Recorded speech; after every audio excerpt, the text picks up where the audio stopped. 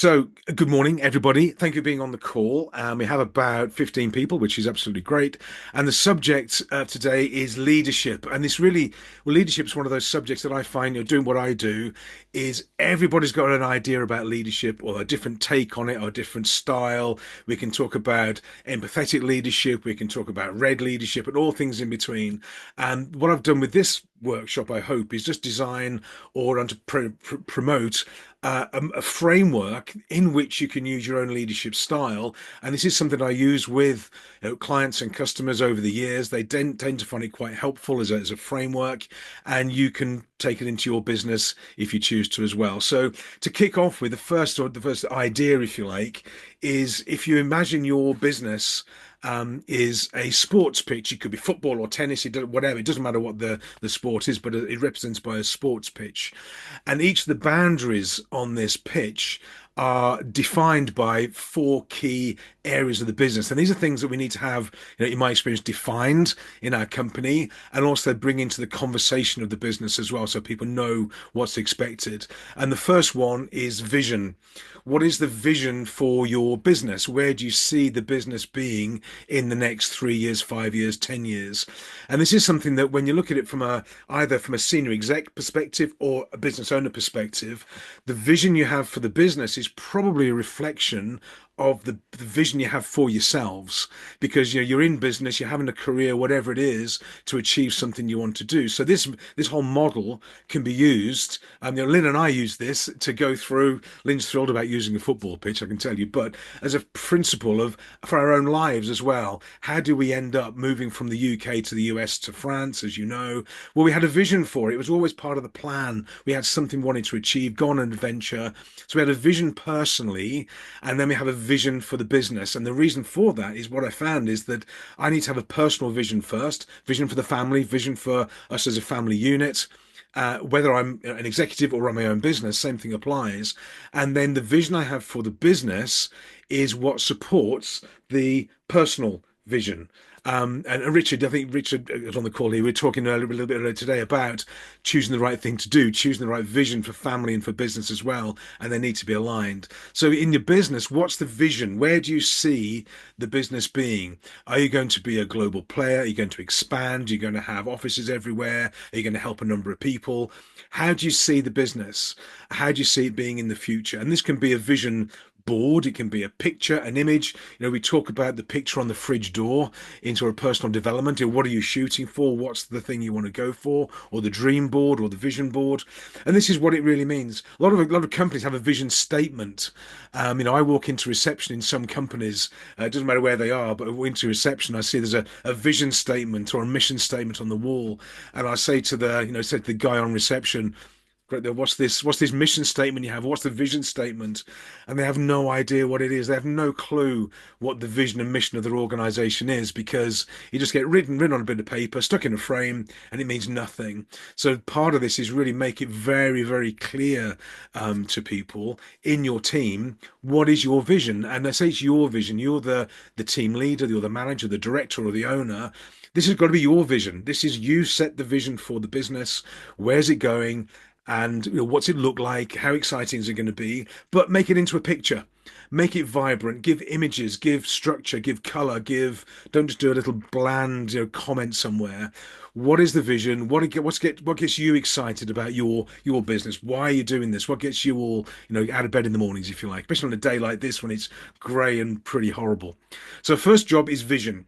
The next one then, and this is where you can involve the team to a certain extent, maybe 50-50.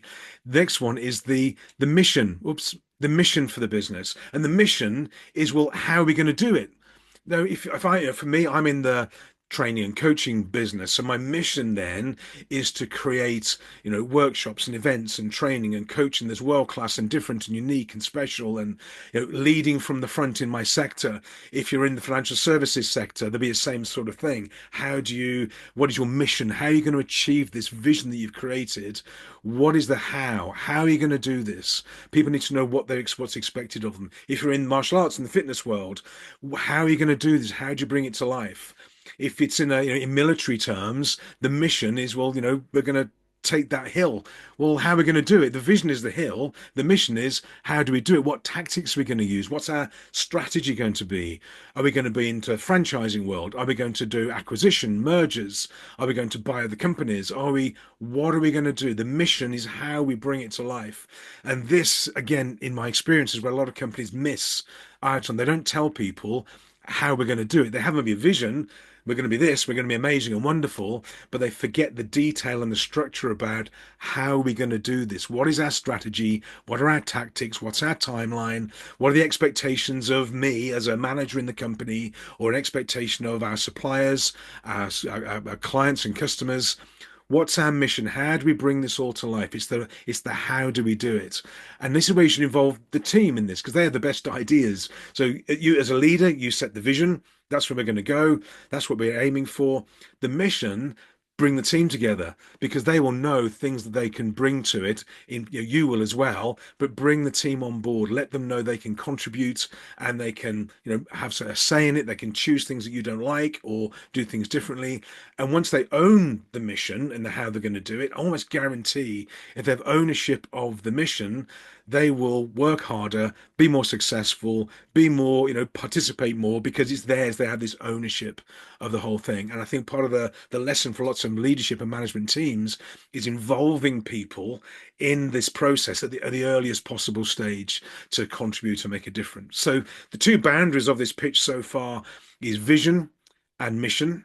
The third one is culture, or rules of the game, or style, or how do we do things around here?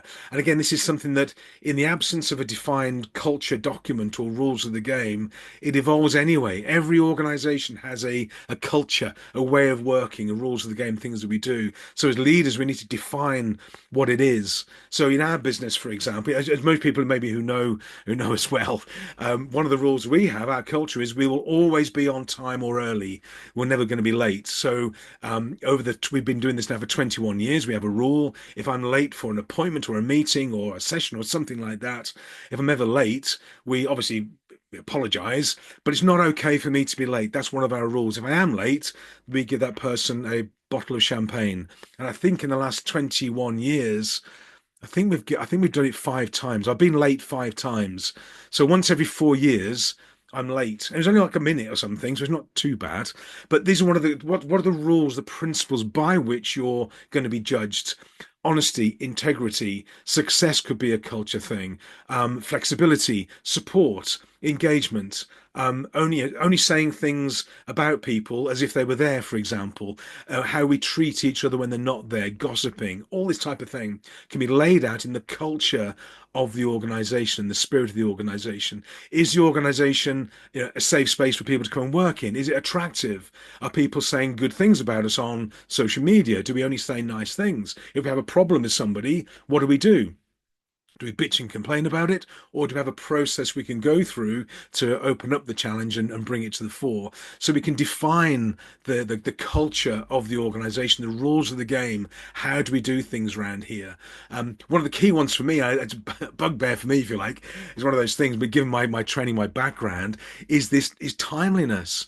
And going to a meeting in any organization, and you start at 9 o'clock, and people wander in at 10 past 9 or 20 past 9. It's like, crikey, I don't get it. I just don't. It just doesn't compute with me. So it's a very simple rule of being punctual, being early, and think everybody here being on time was absolutely fabulous.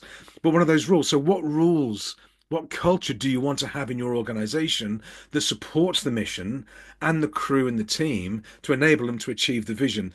This is another missing ingredient, I think, in lots of companies. They don't define what the sort of rules of engagement are. So if you're not going to define them, the gaps that are left by that will be filled by other people. Every organization has a culture of its own, but we've got, as leaders, define what it is through agreement with the team, and they can be involved in this.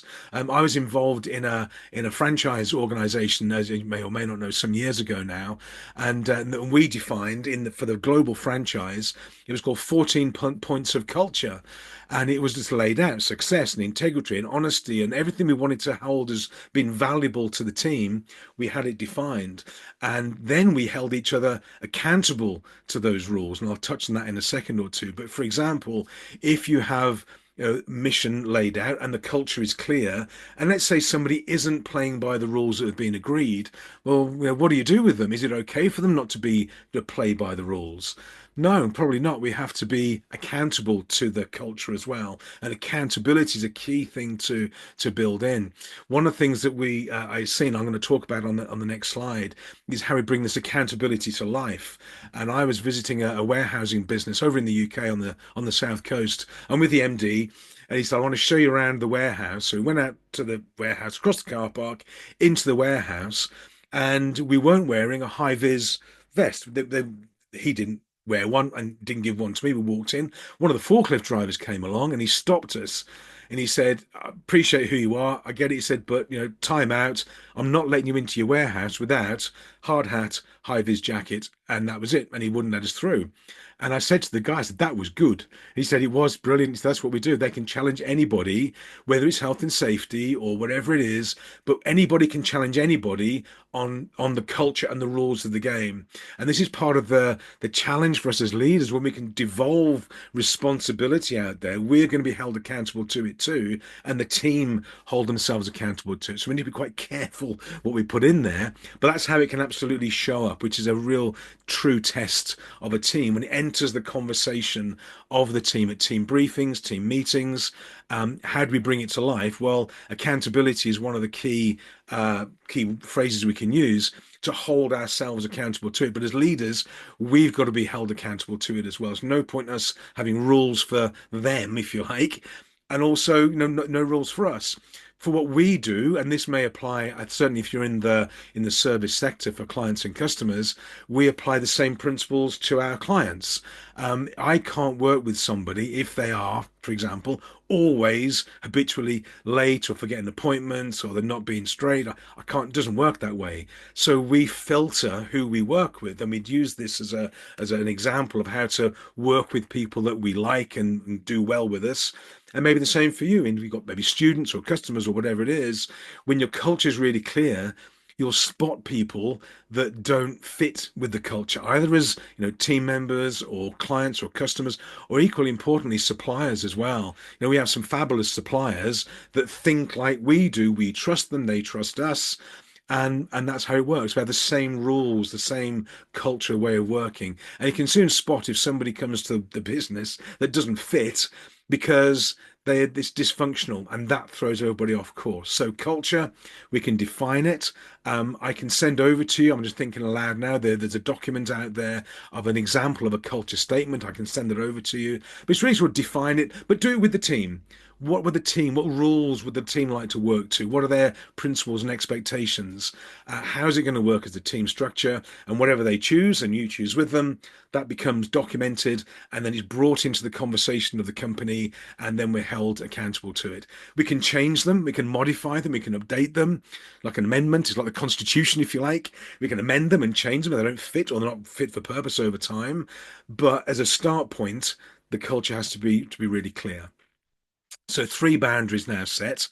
And then the fourth boundary is for legal and compliance and regulatory. We all have this in terms of, what we've got to do in terms of health and safety or accounting, legal, finance, compliance. We've got to be compliant with the rules and regulations. And these aren't things we choose, but we need to be aware of them. Wearing a high vis jacket in the warehouse, for example, breaks the health and safety rules and regulations. So everybody needs to be quite clear what is the expectations of regulations in terms of work and time and responsibility. In Luxembourg, high level of regulatory compliance and structure on organizations. Some things you can do and some things you definitely can't. That applies to all of us. In martial arts, you have the safeguarding rules and regulations, for example, especially when you're working with youngsters. Got to have that absolutely clear. So this is the framework, if you like, around which or inside which we build our leadership structure. Now, as leaders, then, this is one of the challenges for many of us, and I've done this in my own companies over time, is that I want to be involved. I want to be driving the fork truck in the warehouse. I want to be involved in the process and everything like that. But our job as leaders, if we're true leaders, is we stand off the pitch. Our team goes on the pitch. We set them up. We are the team managers, the team leaders. We're not allowed on the pitch. So we have the team, they go onto the pitch, and when they're on there, they can do what they like. And I mean this in a positive way. If they understand the vision and the mission and the culture and the legal, when they're on that pitch, they have the freedom to choose. And our job as leaders is to let them have that freedom to do something slightly different than maybe we would do, make different choices, make different decisions, collaborate with each other, support each other. But we don't go on the pitch with them. In large companies, we call it micromanaging. We're on the pitch, we're guiding, we're supporting, and think about this and think about that. That's not leadership. That's micromanagement, which we want to avoid. But also, you can't duplicate and scale that because there's only one of you or one of your directors or leaders. So our job is to be off the pitch. We see them at the start of the game. We come off at maybe half time. We have a break. We have a review monthly or weekly, whatever we call it in business, and we go through tactics. We can change the team. Maybe we can rotate somebody through to a different position or a different role in the team. We have people on the bench we can bring on board, maybe. That's our choice. But when they go onto the pitch, they run, we sit back, we observe, we look for the goal, we look for the KPIs. How's the scoreline doing? If they come off at half time and it's 5-0 down, we're going to make some changes. We're going to do that. But the rule has to be, as leaders, we don't go onto the pitch with them. We stand back. Our job is to build the team. And again, something to watch out for, I see this quite a lot, is organizations talk about we're a family. Everybody's a family in the business. And that's an interesting term. So we are a family business. There's only four of us, and one of those is a beagle. So there's Lynn, there's John, my son, and me, the three of us. There's no way we're going to fire each other or whatever. They're not going to do that. I'm not suggesting you fire people in an organization, but you rotate the team. It's team, not family. Be real careful because family is a different connotation. So we choose the team, we hire the team, we pick them, we train them, we coach them, we guide them, we put them on the pitch on the Saturday morning or whatever it's going to be. And then we have to stand back and let them go, let them run. If you imagine any sports that you could watch, a tennis championship or football or volleyball, whatever it is, the coach goes onto the pitch, it causes absolute chaos because they shouldn't be there. Let us alone. Let us do our job. Let us crack on. Will guide us and help us. So our job is off the pitch. That's one of the key rules of leadership. We're not allowed onto the pitch. So that's the framework around which you can build your leadership style and your approach, and people have clarity around it. It's much more engaging and empowering for people to be told this. I have a couple of clients. One of the guys up in Scotland where they have. I don't know if you remember Subbuteo, the tabletop football game. I'm probably showing my age now. And you have this little green baize, and the little players are about so big, about 30, 40 mil tall, and you sort of flick them along. I'm showing my age now. But what they did, they found one of these football pitches and they have it in reception and they have the documents around the outside, vision for the business. And in the goal mouth, they have the goal for the 12-month goal for the business is to achieve this, this, and this. And then they have all their people with a player on the actual pitch. And it's like, wow, they actually bring it to life. And they may bring people in from the subs bench. Somebody might leave and transfer to another team somewhere. Okay, we're going to bring somebody else in. They actually brought it to life. So it's a visible thing. And it's very, very cool. And they have it. They talk about it, but the mission's clear, the vision's clear, the pitch is clear, the goal is clear. And they can even put the competitors on there as well. So you can bring this to life into a real life document. From a leadership point of view, the reason for it really is it brings to life leadership, and it allows people to go and do their job and their role for you. And we talk about empowerment, we talk about micromanaging and how to avoid it. I just think it's an interesting way of bringing it to life, if that makes sense. So that's the sort of structure, and there's obviously work to do. So you do the vision, you and team do the mission, and you and team, or the team as well, do the culture. That's how that works. Legal, regulatory, well, that's fixed anyway. Be really aware of what you're obliged to do and what you're not obliged to do. Providing your team stay on the pitch in all that they do, life's good. If they come off the pitch, if they do something wrong or stupid or whatever it is, what you'll find is you don't need to be involved. The team will tend to hold them accountable. If they are, I'll pick on late for a meeting or whatever it is, late for a client meeting or late for a board meeting, whatever it is, that you don't need to be involved in that, because if accountability is one of the points of culture and we respect each other's time, the team will hold that individual accountable and they'll suggest to them it may be legit. Maybe the bus broke down, whatever. That's fine. Happens. but accountability stays within the team. Leaders shouldn't have to hold people accountable. Leaders are there to give the framework to people to allow them to be accountable to themselves as well. That's a little bit of a slight different approach, maybe, but it gives you freedom and independence. If your team are running on the pitch for you, your job as leaders, as owners, as directors, as shareholders, whatever it is in your business, isn't to be on the pitch. Your job is to go and doing the £10,000, €10,000 an hour type work, which would be new opportunities, strategic alliances, partnerships, bigger things to look at to bring to the team later on. Your job as a leader isn't to be with them, it's to go and do other high level things: strategy, development, long term view, looking at partnerships, technology development, or markets, and all the big stuff, the strategic stuff we don't get time to do because most of us are too busy driving the forklift around a warehouse. I had to have a client in the UK when we first started, and I would have our sort of our calls and conversations, and he'd be driving. He was a manufacturing business, and he would have a headset, and he would be talking to me while he's driving the forklift truck. And it's like, crikey. Now, I get it. First, it's dangerous. You shouldn't do that. That's definitely not, you shouldn't be having a conversation while you're driving a forklift truck. But he was so busy that he couldn't get time to come out into the office just for a time and speak with me. So, what does that tell me about his leadership, his strategic view, his growth potential for the business? It's not going to work. And the people are stood around watching him. He's got forklift drivers there, but he thought he was the best one. And he wanted to do something doing quick. He did it himself. And if ever I hear the phrase, if you want something doing, you've got to do it yourself, that's a big red flag in leadership terms, because what it means is, in terms of accountability as leaders, we haven't got the right people, we haven't trained them, we haven't given the freedom to go and do the job they're able to do. So if you hear yourself saying that, maybe a little bit of a red flag as well. So that's the framework. So how do we sort of bring this to life? So if we have the pitch here, and we know the framework for it, and then we know what the goal is going to be. Here's the goal, maybe a 12-month goal, forecast, budget. And this is what one of the clients did, another organization, I thought I'd share it with you. And they actually split the team into different areas on the pitch. And they said, okay, we've got the council and compliance. You guys, you are our goalkeepers. You save us from litigation, getting it wrong, cash flow, making sure the systems are okay. So the council and compliance team, you're our goal team. You're the ones that protect us from anything going in, anything going wrong. And they laid them out on the pitch that way. Then they had the operations team. These were defenders. These are people who make things happen. They deliver the promise. They make things work. They keep things moving. They make the customers happy. They get deliverability. They hit the KPIs.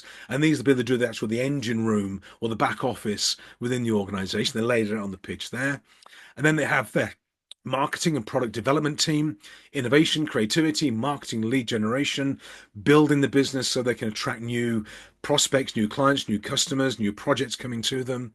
And then finally, the sales team and service team. These are people actually, put the ball in the goal. They close the deals. They go and get the deals. They close them. They convert and bring new business to them. And it's literally a flow. And then here we've got competitors which are trying to keep us out. They're trying to keep us out of the goal, if that makes sense. So they laid it out like this, which I thought was interesting. And then they literally went through it. Well, how do we support? What's operations' number one job? Keep the promise. Whatever promise we make to a customer, operations, you've got to keep it. Timelines, deadlines, accuracy, quality, volume, whatever it is, whatever promise we're making to them, operations, that's your job. That's your key role as midfielders. You keep things running, you keep it running smoothly. What's the key job of people in marketing, for example, and product development? And people in marketing talk about things like visibility, engagement. Well, not really. Marketing's about clicks and phone calls and emails, inbound leads, inbound inquiries, opportunities coming into the business. That's the job of the marketing and product development team. Keep us ahead of the game, innovate, be creative. And the sales and service team then is go and close the deal, build a relationship, get the trust, close the deal, maintain the deal, customer service as well, keep the customers happy, make sure they stay with us for life, make sure they're happy, they grow, they build, they develop, and we're not losing clients because of poor service or reputation or anything like that. And that's how they laid it out. And then the directors, if you like, the leaders of the business, they built a fabulous team that did all this. They were part of the team at certain aspects to it. They were off the pitch. They ran it, they did really well, and their job, part of their mission, was to build the business through acquisition and international growth. Their job wasn't to be back at base. Their job was to go and look at opportunities over in Europe or the US or Far East, and then acquire businesses, look at opportunities, and bring them in. That was their job. One of the things that really happened well in this sort of framework was two or three things. One, the team held themselves accountable to their KPIs and goals and targets and behaviors. They didn't need the managers and directors there particularly. But when the directors sort of came back from being over to the Far East, high expectation from the team to say, well, how did you get on? Your job is to find new opportunities for us. How are you doing? And accountability works up as well as down and sideways as well. And it was a bit of not a shock to them, but it's a little bit of a very pleasant surprise that accountability was if we're going to be people to be accountable to each other and accountable to us for performance, well, we're accountable to them.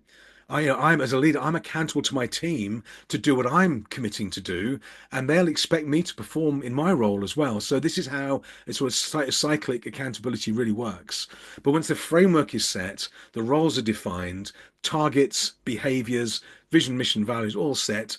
It sort of run. Now it's not easy. It's not easy. It sort of sounds like it's clockwork. It's not easy. This is part of the goal to sort of have this, and it can. Where does it go wrong? If you recruit the wrong people who don't buy into the values for a start, if you get clients who don't understand or suppliers who don't play along, it becomes difficult. If you get regulatory changes coming through, that's difficult. This is called resilience for the team, and they have to be able to absorb that. So part of the culture is maybe resilience. We are okay with stress, we're okay with change, we support each other, but we adapt. Adaptability is a real key one here, and that's how it can work. So this is what they did. And this is how they would change this every maybe 6 months in terms of what competitors, what the goal's going to look like. They would change their tactics. Team talk at half time. We're going to go into a defensive role now, or an attacking game, or more creative play, or whatever it is. And they may bring other people into the team to help and guide them. But that's how the framework works. What they also did, which I thought was a nice touch. They actually issued everybody in the company with cards. So they have a red card, a green card, and a yellow card, as they would in a sports game. So the first one is a green card. And what they did was they looked for people doing things well. And it's again another missing ingredient. We're all good at finding what things aren't working in a company or a team, and we sort of chastise people on it and hold them accountable to it. But actually finding people doing things well, it should be the norm, because most of the time 90% of things that people do go well, and we need to recognize that. So they had the little cards in the pockets around playing card size. Anybody saw anybody doing something well or good, or it was exceptional, they would go, green card, good job, thanks for that, really appreciate your help, it was amazing, blah, blah. A nice touch. Now if that happened to you, somebody walks up to you in your job or your role, and they go, hey, that was brilliant, good job, I really appreciate your help, thanks very much, and let's have a coffee and whatever. Wow, you don't need to pay them anything or anything like that, but just that bit of recognition, a bit of positive praise, a bit of positive encouragement. Green carding is really, really powerful. So they have green cards. Then they have a yellow card, which would be the example of being in the sort of warehouse without a high vis jacket on, being late for a meeting or whatever, doing something that didn't fit very well. Yellow card. Anybody can yellow card anybody, sideways, down the line, or up the line as well. So as that forklift driver effectively yellow carded the MD and me, we've got to be okay with it. And he was absolutely fine. He just, yeah, I get it, great, went back, got the high vis, off we went. But you've got to be okay with accountability working upwards. If accountability doesn't reflect on leaders, we're not leaders, we're dictators. So being part of the team is we're okay with being held accountable as well within the spirit of the organization. So yellow carding is for sort of minor indiscrepancies, if I something not quite right, report not on time, or somebody says something inappropriate, or whatever it is, something like that doesn't fit the culture of the organization, we can yellow card. Now we don't want that to happen very often, and if there's a yellow card, the deal is we yellow card, or we take them to one side, we explain why we think the yellow card's appropriate, one to one, and we can have that discussion and go, okay, fair enough, you got me, I get it, thanks for that, I'll go and change it, and off we go. Or they can have a discussion about it as they go along. But it brings the culture to life. Now, again, you have to be careful with this because, people are around there looking for excuses to yellow card people, whatever it is. I don't like the color of your shirt, it's a yellow card. That's not the deal. It's got to be something appropriate to the culture, and it shouldn't be happening all the time. But it's a mechanism for raising questions, raising issues, and holding and bringing the culture to life. And the third one they have is the red card, which is where there's something that we are, is dangerous or non-compliant or dramatic. That's when almost we have to say stop immediately. And the one I've seen with this, for example, was again, it was in a manufacturing company, a dangerous places to be. And one of the press operators had got a guard, and he'd unbolted one of the guards on the side of it so he could get more metal into it more quickly. For he's on piecework. And first of all, you should never put people on piecework on dangerous machines. That's rule number one. But he'd taken the guard off so he could get the metal in quicker. And he was spotted by one of the other guys, red carded, taken to one side. And what they did, interestingly, they fixed the guard, but they also fixed the remuneration approach. If you pay somebody, piecework on a dangerous machine, it's going to get more dangerous. Speed is the key. So they changed the KPI to quality, and then he could relax a little bit. He was safe. Productivity went down a bit, but safety was the key. Red carded, not okay. Stop immediately, and we go and fix it. You can't just go back to work. You go and fix it. That shouldn't happen very often. I mean, that should be a rare occurrence. But what it does, it gives people control, it gives them involvement, it gives them participation in their own jobs, their own roles, and their culture and the spirit of the team and the organization. And once people they feel they have control, they participate at a higher level. They will not feel so stressed. They will do more creative type work because they've got the freedom on the pitch to go and experience and play with. So those are sort of the key points around it. That's a framework, if you like. The ebook that I can send out, or I'll happily circulate to everybody, is a more of a structured approach to it. So have a look at it. You're welcome to use. You can buy the cards online. You can adapt it in your own way. You can use the pitch idea, but it does bring the vision, mission, culture, and obviously regulatory compliance. The tip is the bigger the pitch, the better. Because if you got people onto a little tiny pitch all just stood together, no freedom of movement, no creativity, no decision making, no flexibility, then it doesn't work. You need to make as much space as you can within reason, within the boundaries. Give them the freedom, trust them, train them, recruit them, let them run. And yeah, you'll be surprised. I see teams do great things in different ways. A couple of book recommendations. I'll mention them now, so they're on the recording. One would be a book called Maverick by Ricardo Semler over in Brazil, a manufacturing big organization where he has inherent flexibility in the team. The team have responsibility for working patterns and wages and factory layouts and everything, and they just do it. They don't even refer to him within the framework. They have this sort of freedom. Another one that's worth a look would be Reinventing Organizations by a Belgian author called Frederic Laloux. It's in English as well. It's not just in French or Dutch, but it's worth a read. It goes to the different layers and levels of leadership and different degrees of freedom that people have, with some really good examples of how you can bring this to life to give you as leaders and managers and owners the freedom not to be on the pitch and let go of some of the the responsibility. In terms of videos, and I can put these links on the notes I send across. Look out for the classic one is Zappos over in Las Vegas, the mail order company. There's a video on YouTube called Zappos Culture. Look at Morningstar Tomato Processing Company in California, and there's a video of these guys talking about, and they say, well, we have no bosses. I mean, there's no bosses here. We're a team. We're a level. We make the business work. We negotiate with each other. We don't have a boss. And it's the biggest tomato processing company in California now. So there's some real nice examples out there of how this type of approach has been implemented and brought to life with great results. As a final point, before we go to the Q&A session, if you like, it starts with us. It starts with us. It's with you as leaders to let go and develop this framework and literally step off the pitch. And that's a big jump for a lot of us to go, you guys do it now. I've trained you, I've guided you, I've coached you. Off you go, make the decisions you want to make. I'll catch you if you fall. Because one of the challenges of leadership, when it goes well, the team get the praise. When it goes badly, we take the heat. We do, our responsibility. And that doesn't change. So our responsibilities don't change. But from a motivational point of view for the team, in terms of productivity, in terms of their well-being and their mindset towards work and stress levels, freedom, ability to choose is probably one of the best things I think we can do for people. So that's how that works. The yellow card, green card, red card as well. That's a quick example there. I will then flip onto the final screen. So yeah, so what questions do you have? So what I'm going to do, I'm going to stop sharing the screen, and I'll keep recording, but I can see you on the screen then. And yeah, I'm here. So stop. There we go. So anybody, oh, what a good looking bunch. This must be the best looking Zoom call I've done in years. This is great. So, any questions? You're welcome to unmute and talk or type it into the chat, anything like that. Is there anything I want me to explain better or send more information about or anything like that at all that you think would be helpful? Type it in. If you don't talk, I'm going to pick on somebody that I can see anyway and bring them onto the call anyway, so there's no escape. And the people I can see right now, please put his camera off now, so I can't see him. Look at that. I can see Tanya and Richard and Daniel. So you're in the firing line. So be careful. Anyway, any questions? I'll go quiet. Any questions?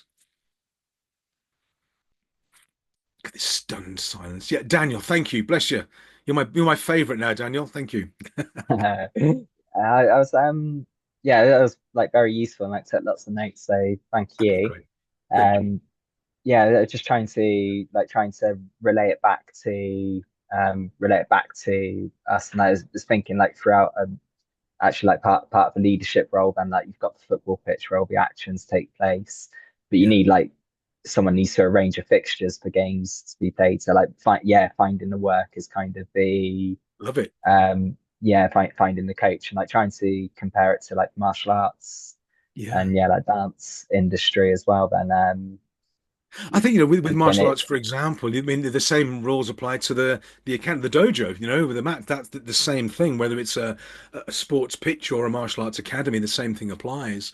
And I think you can build into it then things like, you've got the gradings, for example, or competitions, and you choose the fights that people have and the development and the pace and the style. But yeah, I think that you have to adapt a little bit, but the principle applies maybe to the instructors, but also to the students. And this, rules of the game, everybody that we work with, they know our principles and rules of the game, and they're not tough ones. They're pretty straightforward ones. It's always interesting. Generally, when we have maybe have a new client start, and we jump on a Zoom call, and maybe they're coming there sort of 5 minutes late or 10 minutes late, and there's a legitimate reason. It's absolutely fine. We're not. It's not a boot camp. But pretty quick, we realised that we always start the Zoom calls 5 minutes early. And they jump on, and we evolve this sort of timekeeping thing. It's just how he goes. And I remember, Tanya, you and I, we met a number of times up in Luxembourg, for example. And I meet some people, obviously meet face to face, and we're going to meet in the Sofitel or the Novotel or whatever it is in Lux. And I know some people, I'll get there at sort of quarter to or 10 to, and I know some people, they're not going to get there till 5 past or 10 past or 5 past. They get a message, oh, I'm stuck in traffic or whatever. Well, I get it, but strictly not okay. And Tanya, I think you and we sort of spoke about this because I think you're the same. You got there at sort of 10 to, and I was there as well, whatever. It's just one of those things. It's like a courtesy thing, but then you start to attract people that think the same way, which makes the machine run quicker and smoother. That's all. But yeah, I think it applies to a martial arts academy, the dojo, the mat level. That absolutely the same thing applies, I think.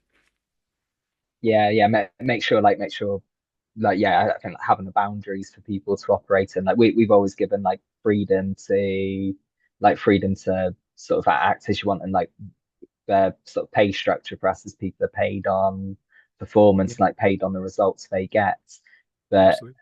we were kind of encouraging them to do the right things, but perhaps with more of a framework, it would lead to like people achieving better results as well. So like knowing where to give the flexibility and where to actually like know that this should be happening, like to comply with like the whole organization culture, you do need to be doing like X, Y, and Z. Absolutely. Um, yeah, and then like focus on goals. Yeah. I think as well, what I found, in my experience, in my own businesses and also what I do now with customers and clients, is the best ideas for operational excellence and creativity don't come from the management team. They come from the people actually doing the job. The people are actually there day to day on the coal face. And an interesting example of this. There's a restaurant chain over in the UK called Dishoom. It's a fabulous Indian food restaurant chain in London, I think out in the peripherals a little bit as well. And my understanding is what they did. They wanted to encourage people to come to the restaurant earlier. because normally people get to a restaurant sort of 7 or 8 o'clock at night. It's really busy between 8 and 11, absolutely rammed. Between sort of 4 and 7, nothing happens, and it's just sort of the lack of utilization. And they said to the team, "Okay, well, what do you reckon?" And what they did, you can Google it. So they're still doing it now, as far as I know. There's one of the team that came up with it. If you eat at Dishoom's and you're part of their gold member club, you're regular members. If you eat there and you complete your meal, I think it's before 6 o'clock in the evening, you are offered the opportunity of rolling a dice. And if you roll a six, then you get your meal and your drinks all free for the whole table, the whole thing. So that's a heck of an incentive. And they say, well, why would you do that? You could lose a lot of money. But actually, it's discounting by another factor. That's all it is. What they found was because it introduced a bit of sort of gambling, a bit of sport into it as well. And you get six rolls up, one in six rolls. So you've got sort of what's that, 15%. It's like giving a 15% discount. But the wow factor for the person who rolls a six is like, wow. It's over Instagram, it's on Facebook, there's videos about it that goes wild. So this is an idea that came from the team that maybe the management team wouldn't have thought of. They tried it, they worked, they still do it, and it's wow. And it becomes if I'm going to go to London for an Indian meal, I'm going to go to Dishoom and see if I can get hold of one of these. You have to give them the gold key and all that sort of thing. But creativity, and that's where it comes from within the team. So the best ideas to improve service, and did it work? Yeah, the place is full now between 4 and 6 because people want to have an opportunity of rolling the dice. And if they give 15% discount away on average for a meal between 4 o'clock and 6 o'clock, and they weren't there before anyway, life's good. It's perfect. So these are sort of ideas that you can get with a team with freedom and decision making and collective ideas. Our job as leaders is to go, yeah, great. I'm going to have a go at it. Try it out. Just let me know how you get on. And not to say, I wouldn't have thought of that. Not my idea. Therefore, we're not going to do it. I see that a lot in teams where the manager or the director or the owner doesn't like the feel of it. And you just wonder, well, yeah, they're going to stop it. But let it go. Let it run. If it doesn't work, you just change it. Failure's got to be okay. I don't mean complete failure of the business, but trying something out and getting it doesn't work, that's got to be okay as well. Okay, not that you're going to bet the farm on it, but if you don't try things that don't work, then you're never going to get anywhere anyway. So failure's got to be a point of culture, I think. Micro failures anyway. Got to be okay to fail or get things wrong. Otherwise, people won't try anything. But yeah, try it. Great, great question. Thank you. Anybody else? Any questions, thoughts, or observations? David, I have a question for Yeah, you. hi. It's mainly around the culture. I find the most difficult thing is bringing the culture alive. So it's one thing to kind of articulate it, your principles, and have it on paper and do the thinking, but then how do you make sure it stays alive beyond the paper exercise, so to speak? And yeah. Do you have any Absolutely. ideas? I think it comes down to this: how do we avoid the poster in reception? Nobody actually looks at it. What happens? How do we bring it to life? One of the things these are things I've seen working is you bring it into the conversation. So every team meeting that the team has, maybe operations meeting or planning or review or whatever the meeting is, one of the items on the list would be a point of culture. And they say, well, one of the discussion points is our point of culture is, I don't know, excellence. Like I'm picking up excellence as a point of culture. How have we achieved that this week? What's happened this week? And then they can say, well, Helen did a great job, fabulous job on this. And they may say, well, I struggled with that because I couldn't do this. And they have a conversation about these rules and principles of culture and they bring it to life. So it becomes almost an action point or a discussion point in regular meetings. Not the whole thing, but maybe it rotates through. So a weekly meeting, maybe once a quarter, every point has been discussed or looked at and appraised and just brought to life into the conversation of the company. And you can tell when it's working because becomes part of the general conversation. We had a rule, for example, in business where you have a rule called above and below the line. And above the line is when you have ownership, accountability, responsibility for your actions and outcomes. And below the line is when you make blame and you make excuses or you deny it, blame and denial. And if somebody started making excuses for something, they would just say, that's below the line behavior. What do you need to do to get above the line? It's like, oh, crikey. So it's accountability to the rules that we set. This, that's one of the examples of a rule, if you like, it's above and below the line. And a lot of organizations use the same type of thing. But I think it's really important that it becomes part of the conversation, not in a threatening way or a beating people up sort of way or anything like that. Just a conversation where it's okay to raise questions. It's okay to praise people as well. Not enough people get praised, I don't think, in organizations. Good news isn't recognized. Bad news is, you drop a cup in the canteen, everybody knows, and you get a round of applause. You make a nice cup of coffee, nobody cares. So it's always the bad news that we notice first. But I think the answer to the question, I think, is bring it into the conversation, make it so it's part of the discussions that people have, and bring it to life. It's a live document, and this is why literally posters on the wall. I mean, not just the thing in reception, but bring it to life. So you've got the examples, or there's a theme of the month, or theme of the week, or something like this, where it's discussed and made into the mainstream conversations that people have. It feels a bit weird to start with. It just does, because people think it's a bit. And the Brits on the call are going to think that's a bit American. It's a bit strange, a bit odd. And it is a little bit. There's an interesting video online, for example, where they've got a group of builders on a construction site in the USA starting shift.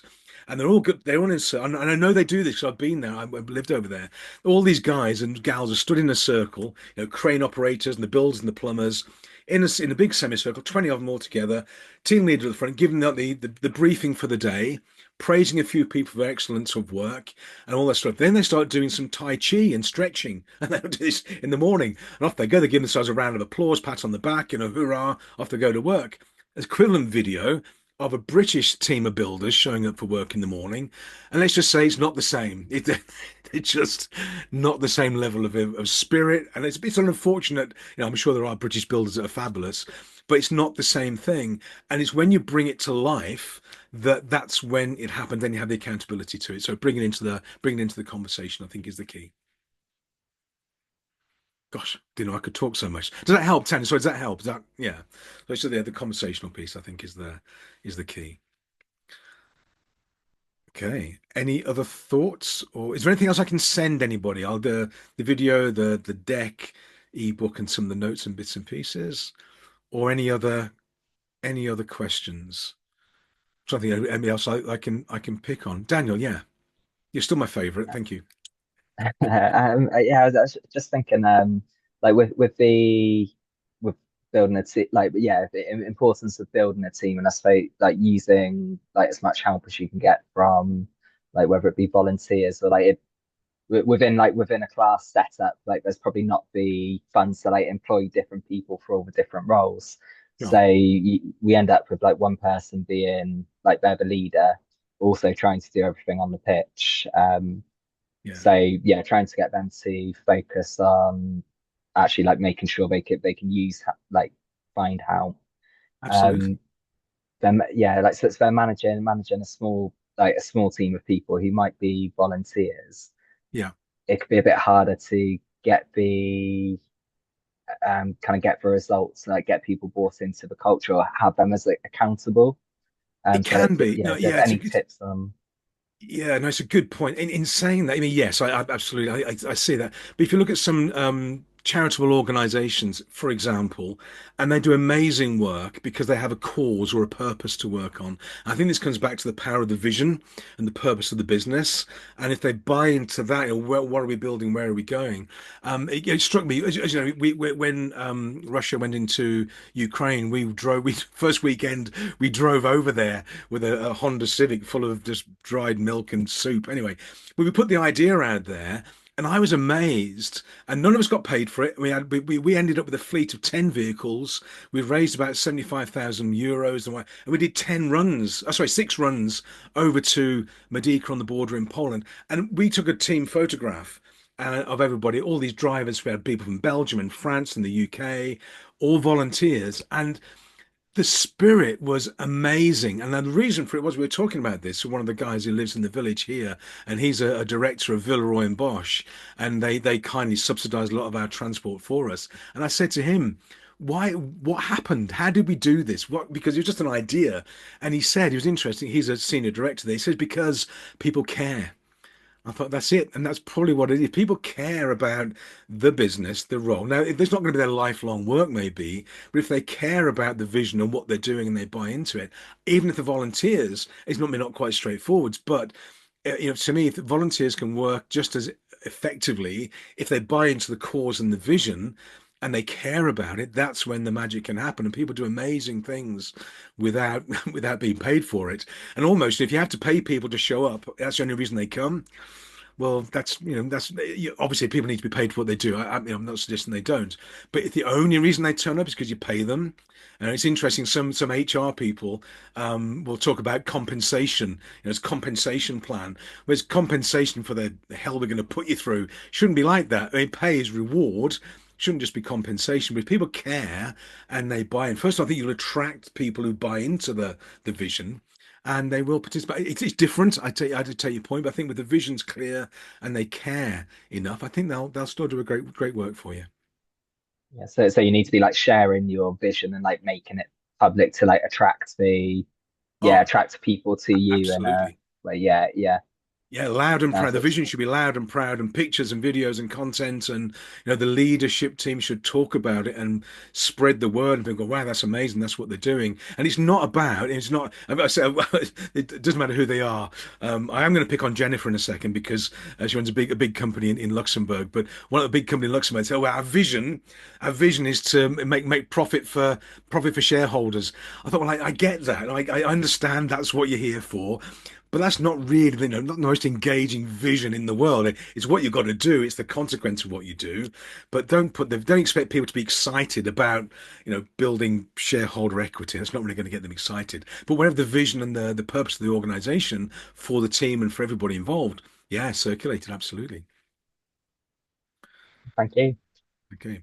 Jennifer, could I pick on you only because you're in a totally different field in Yes. Luxembourg, working for a bank. What's your interest? What's your sort of take? You have a larger organization, much more sort of regulated and confined, constrained to a certain extent. How do you find this whole role around leadership and empowerment? So just what you were saying about compensation and stuff like that. Yes, it's exactly what we see in HR because I'm working in HR. Yeah. And it's very important that people are involved and care about Yeah. what they do and where they want to go. Yeah. About the other topic, it's kind of our weakness. Okay. And that's also why we want to implement the leadership program.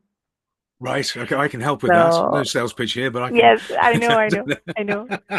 That's why we are in contact. Of And course. but that's definitely very, very important. Very Yeah. important. And in all the different stages of hierarchy, of course. Yes, absolutely. Yeah. I think one of the mistakes I think, and I know in my career, and other people on this call as well, I've been the CEO of a multi-location, hundreds of people in the business thing. And there is this feeling that when you get to that sort of level of you're either the owner or the director or the CEO or something, that somehow the rules don't apply. We're sort of separate and we have a separate canteen and a separate toilet facility. And it's like bizarre. And I hope those days have Yeah, that's gone, but wrong. yeah, that doesn't Hmm. apply because if you want to be inclusive and have team spirit, but I can't use the restroom on the top floor because, well, anyway, that's an extreme version, but it just doesn't fly anymore. And I think generationally as well, younger people coming through have different expectations, and rightly so, that of this more inclusivity and visibility. If we want to attract great talent, we've got to have a great place Yeah. for them to work. And so I think that's one of the dismantling to a certain extent, but And I think, also, I think we've seen a big difference in the financial industry, for example, in banks or whatever. yeah. Also, about the way that people dress. Yes. Even the Yes. senior management, you don't see anybody now wearing a tie or Yeah. full suit or so. And Absolutely. I think it's also a good thing because it shows, okay, we are all the same. We are working together. We are on the same boat. Absolutely. And it breaks a bit the difference and shows that we are together. Absolutely right. Thank you, and I appreciate your thoughts on this.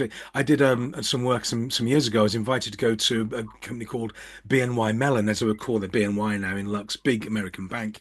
And I met a guy called, he was a lovely guy, Dave Mikalev, who was a country manager. Yeah, This is of going course, back. David. Okay, there we go. So he's lovely. Everybody knows him. Everybody Everyone knows knows him. David. And I met him at a networking event. He said, "Look, could you come and talk to us about what you could do?" And I said to Lynn, "This is great. I'm going to meet the management team of BNY Mellon in Luxembourg. Amazing." And I thought, I was put my suit on, I was white shirt, red tie, navy blue suit, black. I was dressed up like a typical salesman. Went to the meeting on a Friday afternoon, and they're all sat there in sweatshirts and jeans and trainers, and I felt like a bit of an idiot. And he said, "No, we don't do that." I thought, okay, I Mm, get it now. And I yeah. think, but you're absolutely right that this, I mean, there's a place for wearing a suit. There's a time and a place, maybe all that sort of thing. But in general, I think this sort of relaxation of the rules and regulations, Yes. I think it's Yeah. probably it's a good thing. So no, it's encouraging to see. So okay, Jennifer, thank you. I've got time for we've got one more question. I'll take one more question. Angela, hi there. Good to see you. Hi, morning, David. Yeah, really quickly. So we're a martial arts business, and we employ quite a lot of part-time younger members Yeah, of staff that actually they've never worked, and so it'd be really interesting if you yeah. So it's their first job.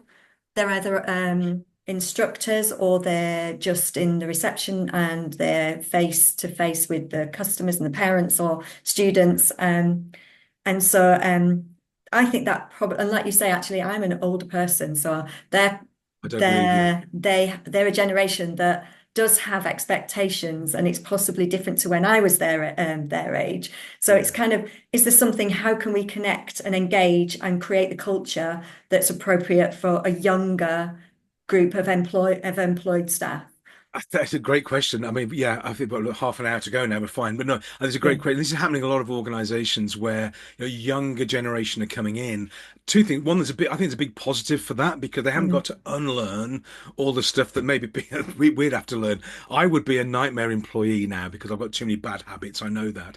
But youngsters coming in are blank slates pretty much, mm, and therefore we can guide them. What I think we've got to watch out for is assuming that they know what they're doing, and they don't. This happens all the time anyway. But I think with mm, younger people, we've got to be careful about being patronizing to them.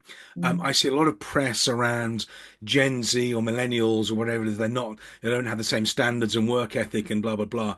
To me, it's all bullshit. I don't buy that at all. If you go back in time, I think it was like Socrates wrote a paper on the young people of today, not having any standards and ethics and work patterns. So it's the same all the way through. My belief is we get people, if we guide them and train them and support them with the principles and the rules, and we give them the freedoms that they want, and it might be different types of freedom they want. Younger people may want more flexibility, for example, in their work-life patterns than maybe we had. But we talk to them in a way that they understand and engage with. It's non-patronizing. I found that any generation is absolutely fine, but we've got to give them that framework and structure. I think it comes back to that, literally the pitch. This is what it looks like. Here's what we do. Here's what we don't do. This is what it's okay to do. This is what it's not okay to do. And we are going to have this sort of accountability discussion. I wouldn't actually treat them any different. I think they need more guidance. One of the things I have found, maybe with the different younger generations, if you like, is that they're very good at using their phones. They're texting, maybe not as comfortable at the face-to-face engagement conversations. That seems to be a slight generational thing. So maybe some time spent there with how do you have a conversation with people? How do you respond, and how do you have that confidence to talk to people of different generations and backgrounds? Maybe some training and guidance there. That does seem to be a little bit of a shift for the sort of younger generation, if you like. But apart from that, I think it's back to the rules, the principles, the culture, the spirit, and the freedom, and let them run. People do amazing things given the opportunity and freedom. So I think the same mm. principles apply, basically. Yeah, great, thank you. Okay. All right. So we're just about, so out of respect for your time, what I'm going to do, I am going to